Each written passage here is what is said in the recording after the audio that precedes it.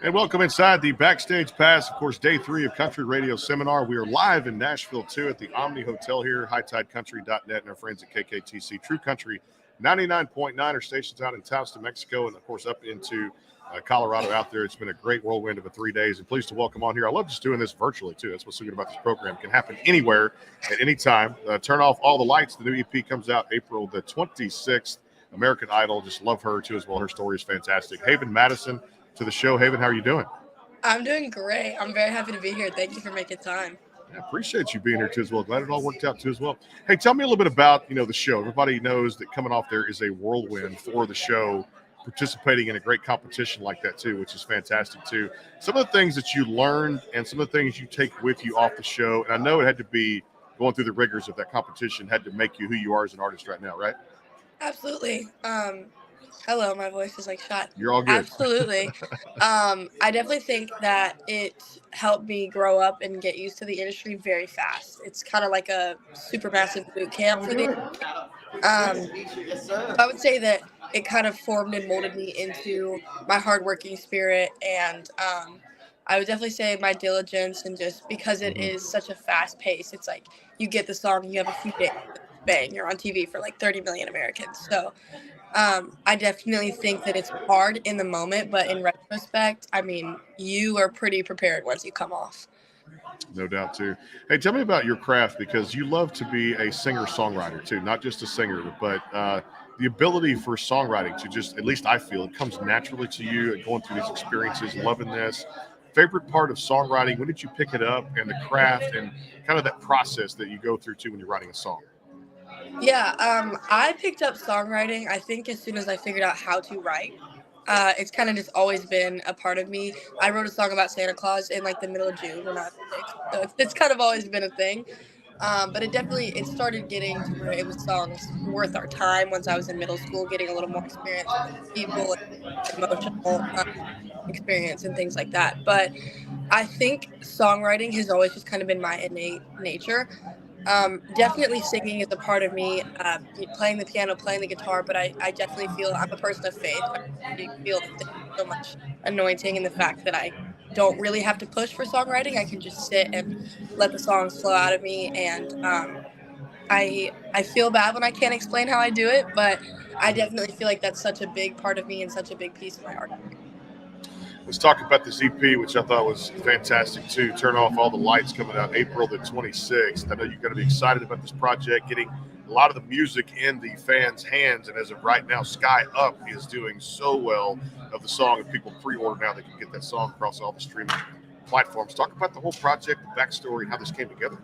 Yeah, so this project, so the meaning behind the title of the EP is kind of, once I came off American Idol, I wasn't under the pressure of being the correct character for a TV show.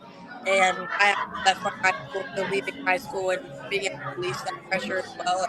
It kind of just felt like all the expectations of who everybody wanted me to be were off for a moment. And I had to really find who I was authentically and who I am at my foundation. And so all of this music was just pure and genuine, and it just came out of me when there wasn't such a pressure to be the right Haven Madison. And it's there's not a skippable song. It's so stacked, and something we found with more of the writing that I'm doing is I'm to the point now where I conceptually just have to keep trying to beat myself.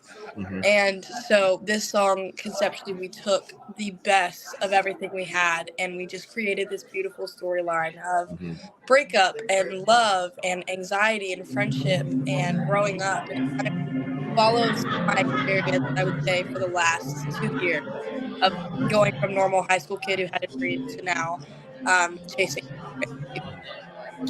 Back to the competition a little bit for Idol. What was some of the most challenging parts? Was it maybe theme week, wardrobe, picking a song? Walk me through that process.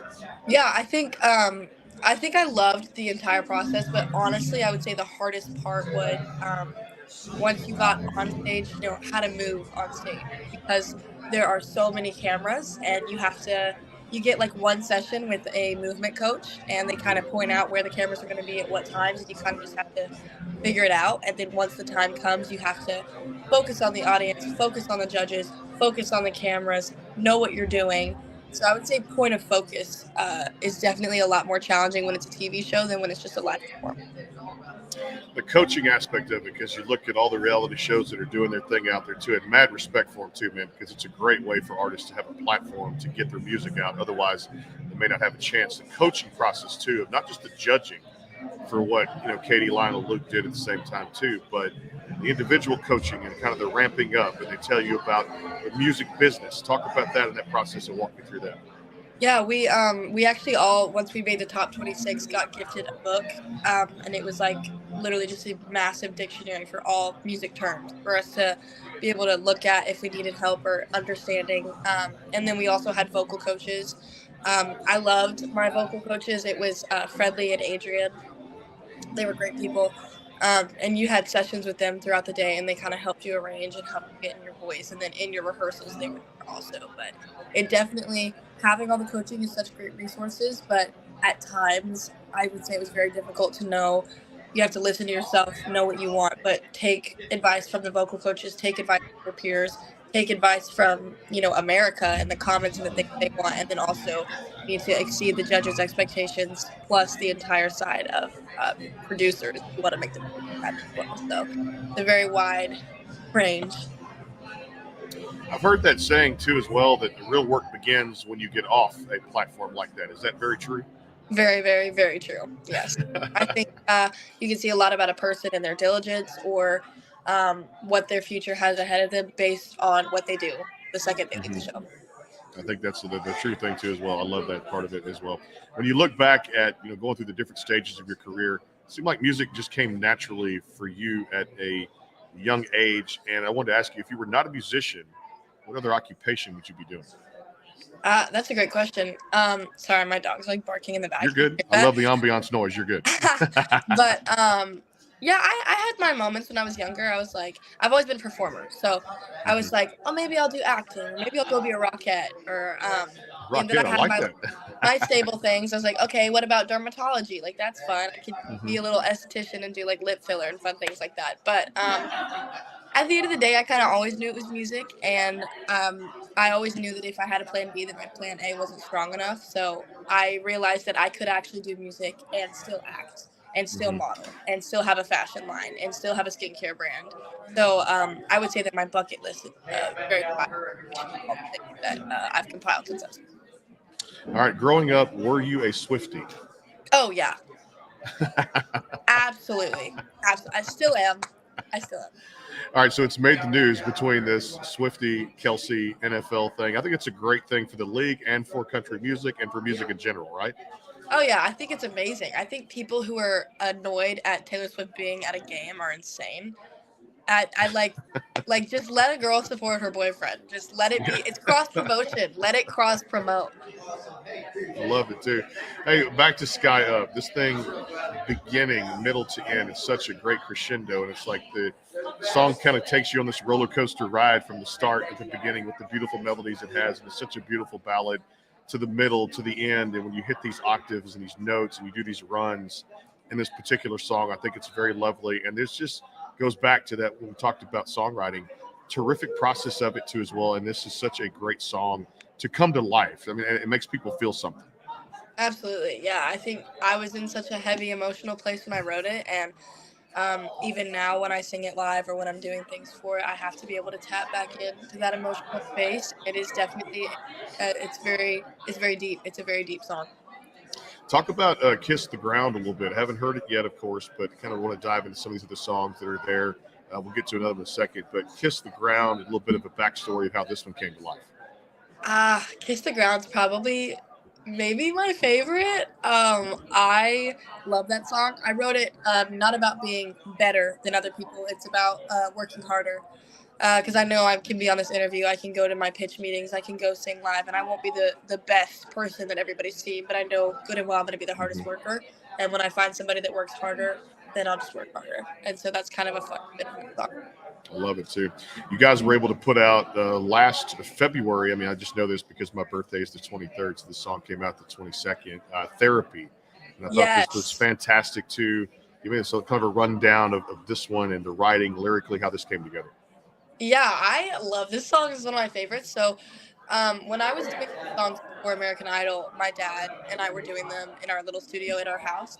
So super independent, and it was just like fun projects. But Therapy, I just love that song. I had started going to therapy, and I just I wanted to write a song about all the people that I thought were like my friends and like were amazing and loved me, but in reality they were the ones I was discussing in therapy.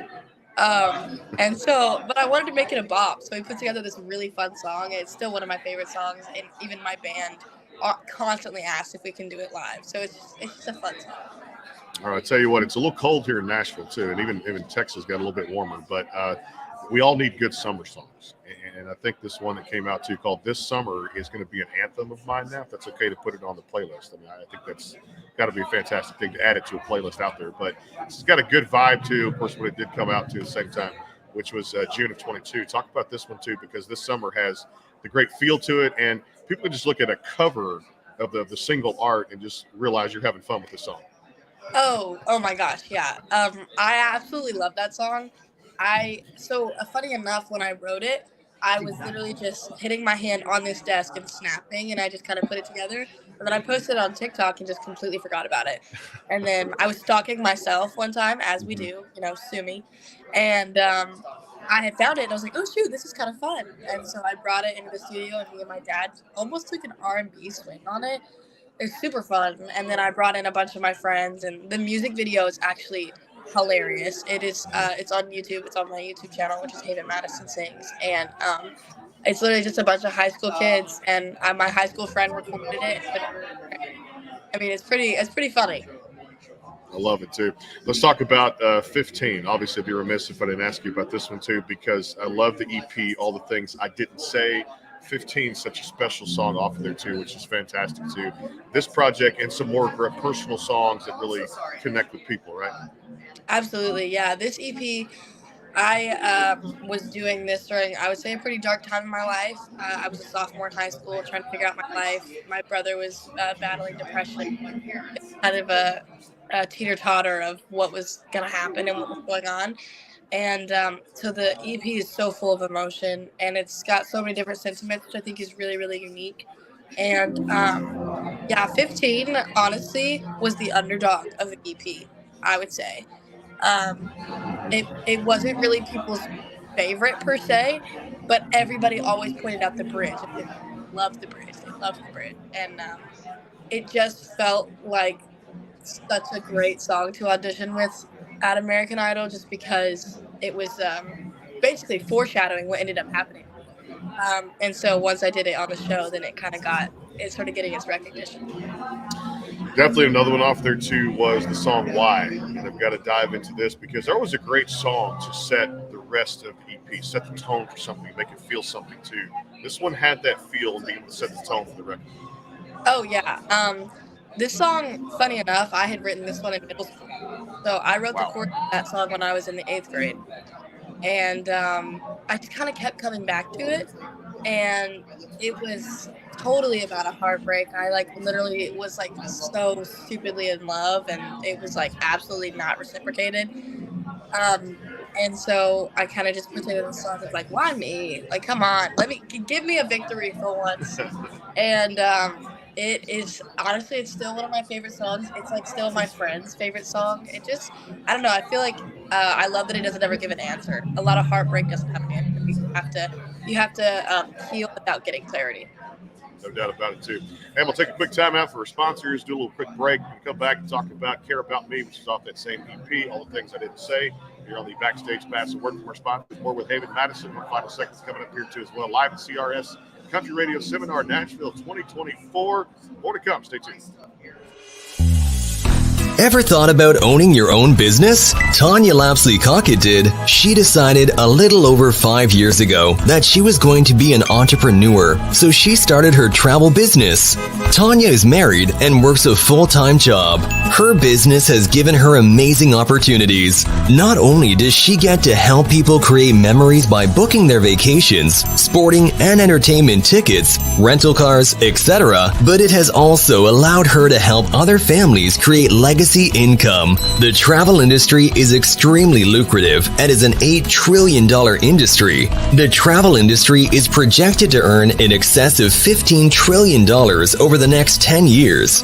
The travel industry pays its professionals up to 70 to 80% commission on the travel that they book for themselves and their clients. As a travel business owner, Tanya books travel and teaches others how to own and operate their own travel business. She is a director in training on the marketing side of her business, where she has helped over 90 families start their own businesses. If you're interested in owning your own travel business, please contact Tanya at 917-743-1199 or at ladytlc3555@me.com.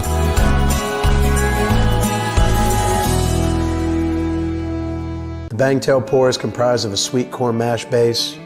The front has a subtle sweetness and not too sharp. It has notes of a medium char or white oak for a smoky flavor in the middle, and the tail has a super smooth and warm finish. The Caden Gordon Show, today's best country mix, is a 2-hour show playing independent and mainstream country music you know and love. Be sure to check it out at thecadengordonshow.com for more information on the show.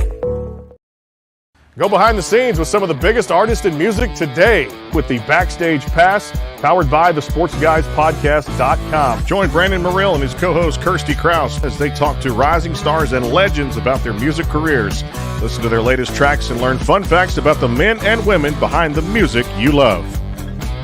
And be sure to tune into the Backstage Pass Monday through Friday from 3:30 to 6:30, powered by the SportsGuysPodcast.com. And welcome into the Backstage Pass.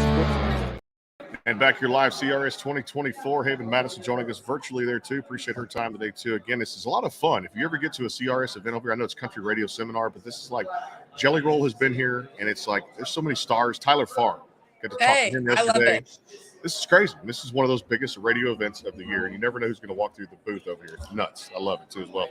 Again, the new EP is coming out too as well, April the 26th. Turn off all the lights, and of course, if you download it now and pre-save it, you can actually get Sky Up out there across all those streaming platforms out there too.